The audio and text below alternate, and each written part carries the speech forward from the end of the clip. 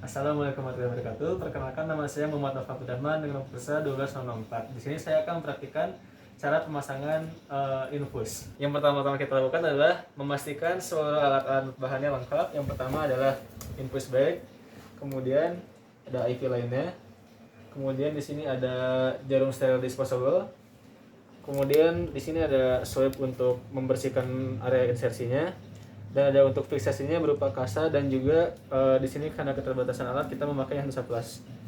Dan yang paling penting untuk menjaga steril tempatnya kita menggunakan handscoon. Hal yang pertama, ada tourniquet juga. Hal yang pertama kita lakukan adalah mencuci tangan 6 langkah. Cuci tangan. Kemudian kita gunakan handscoonnya.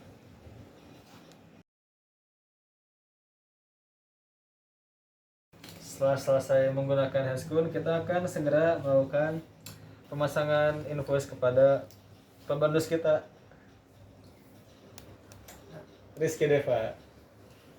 Hal yang pertama kita lakukan sebelum melakukan pemasangan infus adalah memasang infusnya. Yang pertama akan kita terjun saja ke dalam.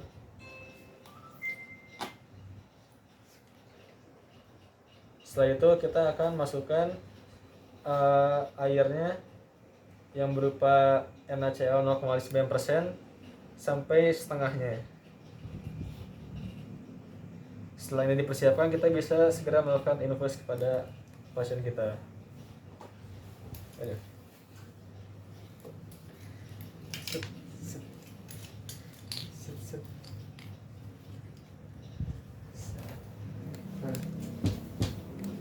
Pindah. Oke, di sini yang pertama kita lakukan adalah pemasangan tourniquetnya sekitar 10-15 cm di atas tempat insersi infusnya. Punten, Pak.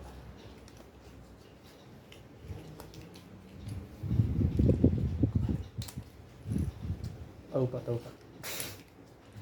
Nah, kita pasang agak ketat. Kemudian kita tunggu sampai pembuluh darah venanya terlihat. Setelah terlihat, kita akan melakukan pembersihan terlebih dahulu menggunakan swab.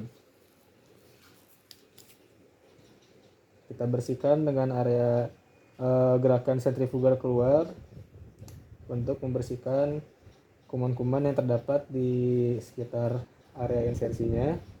Kemudian kita bisa buang. Lalu kita gunakan jarum disposable. Demi keselamatan dan keamanan, kita akan menggunakan ini. Oke. Pertama kita buka jarumnya. Kita pastikan yang tajamnya ada di bagian bawah.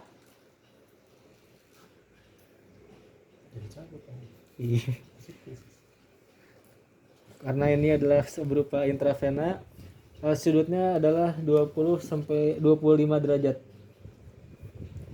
Kita masukkan.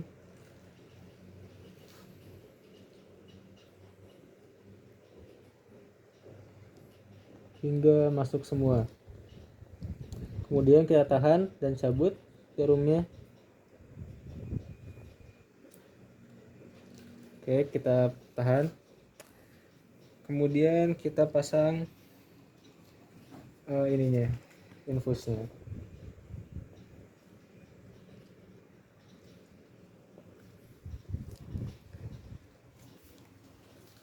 Ya, setelah pemasangan infus, kita akan melakukan fiksasi menggunakan kasa, dan juga kita ensapas di atasnya seperti set. Kita lakukan fiksasi menggunakan kasa dan juga ensapas di atasnya seperti ini.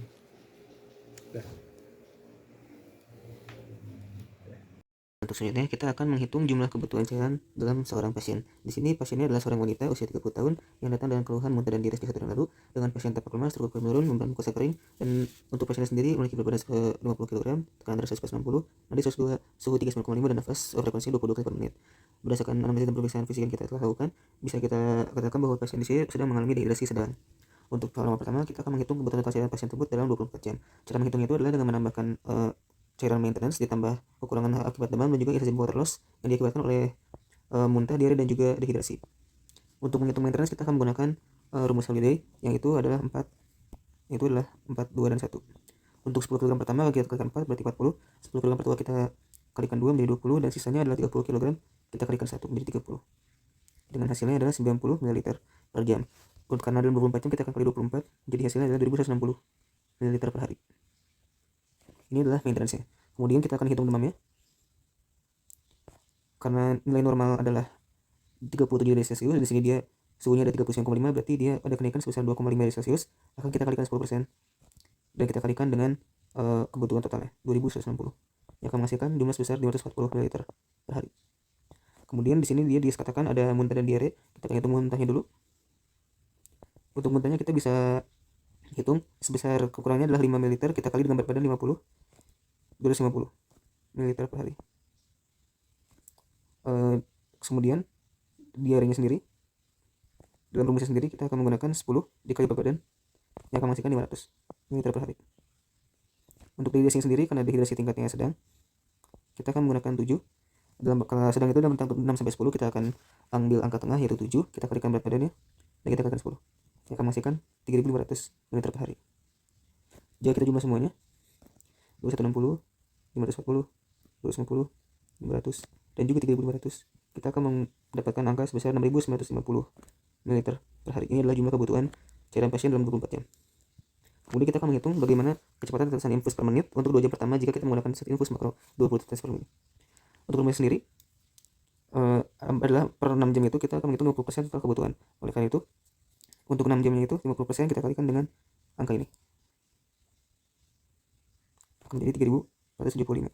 Karena di soal diminta dalam waktu 2 jam, kita akan bagi 3, yang akan menghasilkan angka sebesar 1158 ml. Untuk rumus kecepatan tetesan infus per menit, di sini ada rumus tetesnya, yaitu volume yang kita dapat dikali faktor tetes dibagi lama menitnya. Volumenya adalah 1158, kita kalikan faktornya sebesar 20, 3 menitnya 120, yang akan menghasilkan jumlah sebesar 195 dpm per tetes.